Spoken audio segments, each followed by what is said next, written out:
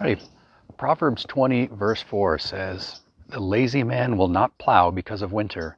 He will beg during harvest and have nothing." On the surface, this is pretty clear what it means. God has created the world so that one thing always follows another. It's a predictable world of order, systems, and patterns. You plant seeds one day, they sprout. A few weeks later, they grow, they produce fruit months later. The work you do today creates the reward, the harvest, later. Maybe you've heard the saying that every overnight success is the result of years of planning and hard work. There's really no such thing as an overnight success. You see somebody who has suddenly exploded onto the world. They were either made that way by somebody else, or they worked hard for many years, planning, building a platform for themselves, building systems that they can use to get their message out or to create a product and then to market it. And they have been struggling and working for many years before you've ever heard of them. And many times they thought they would go nowhere, that it was a useless effort, but they were determined to make it work anyways. And overnight, seemingly, they explode onto the market, onto the world scene, and everybody knows about them. But they're not an overnight success. They've been working for years, and you just didn't see that. Farming, business, whatever it is you're working at, it's the same kind of thing. You work today for a reward tomorrow. You don't plant your seeds and they sprout and you harvest the same day. You've got to give it time. You've got to wait. You've got to water. You got to plow your fields. You weed. You prune. You fertilize.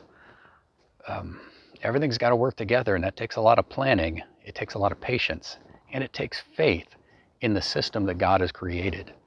You have to believe in God, who He is, and how He has designed the world in order to work that system. Even an atheist who is extremely hostile to God can use the systems that God has created because he actually has faith that what God has established thousands of years ago, maybe even millions, I don't know, is still going to be functioning thousands of years from today. It's just the way that God is. He makes promises, He creates covenants, and we can see through history, through the patterns laid out in Scripture, that He keeps His promises, that He is a God who honors His covenants. And that's why we can have faith in Him. This isn't blind faith. We know from God's character, from who He is, that He keeps His promises.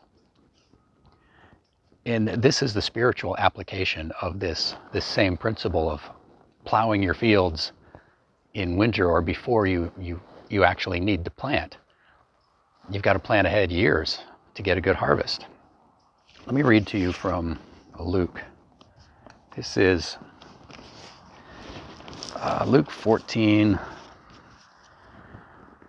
verses starting in verse 27. He's talking to the crowds who are following Him, who want to hear what He has to say, and they may not be prepared for what it really means. "Whoever does not bear his cross and come after me cannot be my disciple.